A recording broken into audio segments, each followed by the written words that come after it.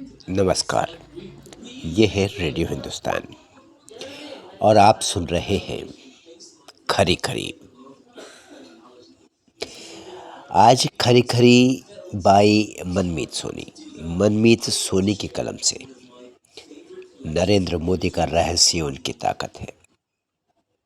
जी हाँ, खरी खरी यानी साफ साफ, नो लाग लपेट, नो द्वेष अनुराग। भारत के यशस्वी प्रधानमंत्री पर बिंदास भी और बेबाक भी आज मनमीत की कलम से।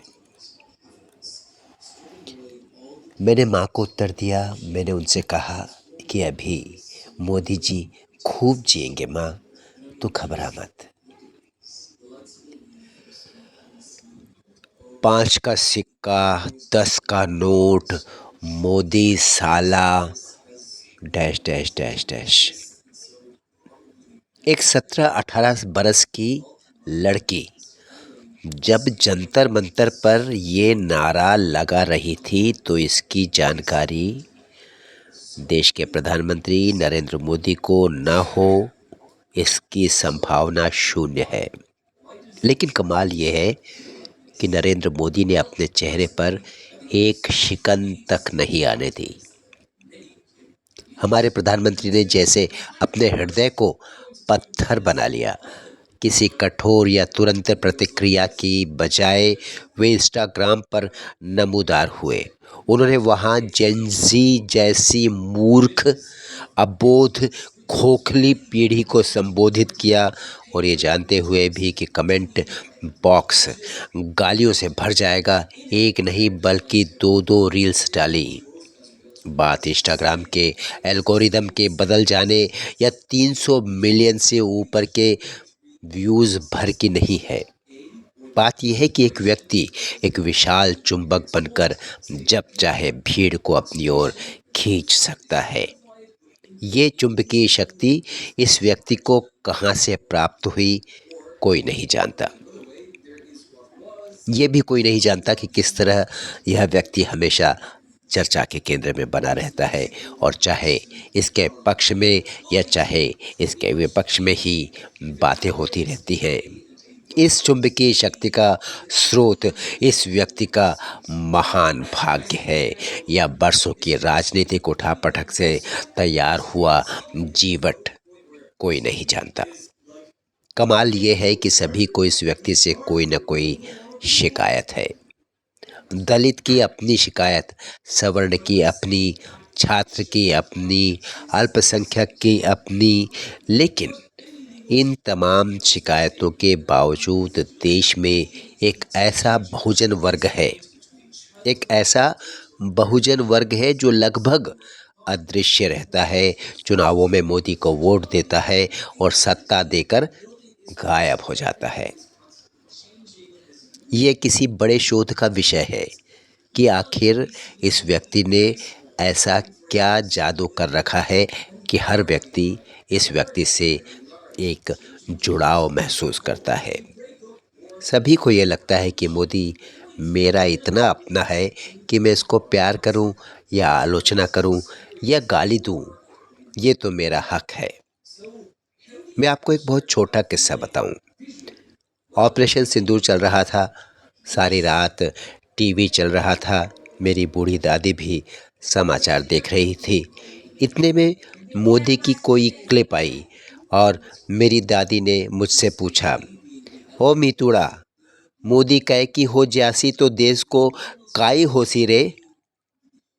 अर्थ, अरे मीतू, मोदी को कुछ हो जाएगा तो देश का क्या होगा रे। मैंने माँ से कहा, अभी मोदी जी खूब जिएंगे माँ, तू घबरा मत। लेकिन ये कम महत्वपूर्ण नहीं है कि लोगों को मोदी से इतना लगाव है।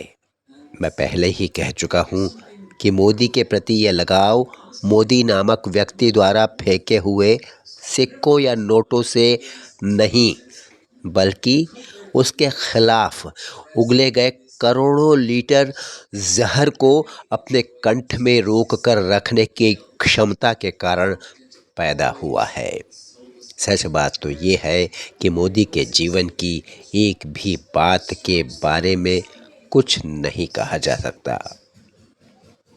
वे अपने भाषणों में कितनी ही बार विरोधी बातें कह चुके हैं।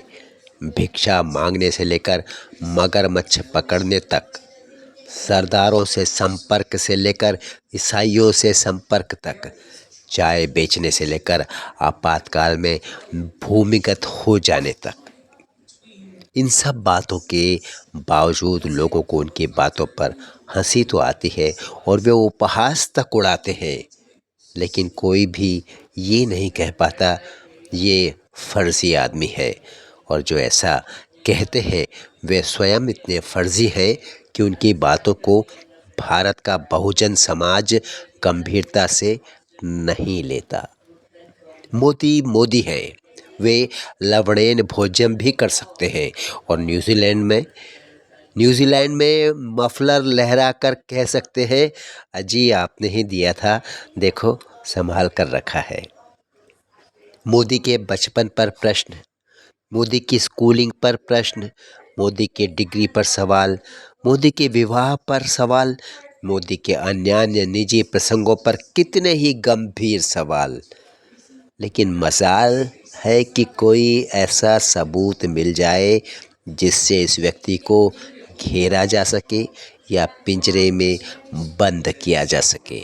उल्टा होता ये है कि जब आप किसी लड़की का नाम लेते हैं तो मोदी को चाहने वाले डिफेंस मोड में न जाकर नेहरू की अय्याशी, इंदिरा के शांति निकेतन के दिनों के चाल चरित्र, राजीव के सोनिया से प्यार पर बदतमीजी की हद तक बेबाक हो जाते हैं, लेकिन अपने नेता मोदी को झुकने नहीं देते। आप इसे अंधभक्ति कह लीजिए, कहनी भी चाहिए, लेकिन इस अंधभक्ति की कमाई आसान नहीं होती। मोदी ने अगर अपने पीछे अपने जीवन का कोई सबूत नहीं छोड़ा है तो निश्चित रूप से वे जानते होंगे कि उनका 50 की आयु तक का जीवन नहीं बल्कि 50 से 80 वर्ष तक का जीवन ही केंद्र में रहना चाहिए। खैर, ये संभव है कि मोदी के बारे में आप कुछ भी नहीं जान पाएं। उनके अतीत के बारे में कोई पुलिस नहीं छोड़ी जा सकती। ये व्यक्ति अपने अतीत को नष्ट कर देता है। कुछ निर्लज्ज लोगों ने मोदी के विवाह प्रसंग को लेकर मोदी को क्या क्या न कहा, यहाँ तक कि जंतर मंतर पर ये मीम तक बना दिया कि बीबी नहीं है तो देश को पेलेगा क्या। शर्मनाक। परंतु मैं दावे से कह सकता हूँ कि गधेपन और मानसिक बांझपन की अंतिम सीढ़ी पर खड़ी ये एजेंसी और उनको अपना खट्टा दूध पिलाने वाली हिंदी की अधेड़ कवियत्रियाँ कितनी भी राज़ी हो जाएं, लेकिन ये मीम देखकर मोदी के प्रति एक सामान्य भारतीय के मन में बहुत प्रेम और लाड़ आया होगा। जितने वोट कट सकते थे उससे कई गुना नए जुड़ गए होंगे। अपनी आलोचना को हथियार बनाना पिछले 30 वर्षों में मोदी ने सीख लिया है और निकट भविष्य में इस कला का कोई दूसरा ऐसा विकट जादूगर आएगा, इसकी अभी कोई संभावना नहीं दिखती। अंतिम बात, यदि भारत इतना दुर्भाग्यशाली है कि वह मोदी जैसे विजनरी को किसी चुनाव में खो देता है, तब मैं हिंदू समुदाय के मध्य एक भयानक शून्य पनपता हुआ देखता हूँ। केवल योगी हैं जिनके पास मोदी स्पार्क है। कारण वही कि एक रहस्यमयी अतीत और आक्रामक भविष्य। इसलिए मेरा निजी रूप से यह चाहना बिल्कुल गलत नहीं होगा कि मोदी को अभी कम से कम 7-8 बरस शासन और करना चाहिए, ताकि भारतीय बहुजन का ऐसे निकम्मे विपक्ष से पाला ही ना पड़े। मैं दावे से कह सकता हूँ कि मोदी सत्ता में न आए होते तो अब तक यह महादेश फिर से कई टुकड़ों में बट गया होता। अल्पसंख्यक अप्रत्यक्ष रूप से मेजॉरिटी पर शासन कर रहे होते और भारत एक वैश्विक शक्ति के बजाय भूमि का एक ऐसा टुकड़ा भर होता जिसकी हैसियत विश्व में पाकिस्तान से मामूली ऊपर होती। खैर, मोदी जी सत्ता में बने रहे, उनका तिलिस्म कभी न टूटे, क्योंकि टूट गया तो भारत का हृदय कहीं गहरे धंस जाएगा। केवल वे हैं जो आठों दिशाओं से तीर खाते हुए भी जैसे तैसे अपनी आँखों और मस्तिष्क को बचाए हुए हैं।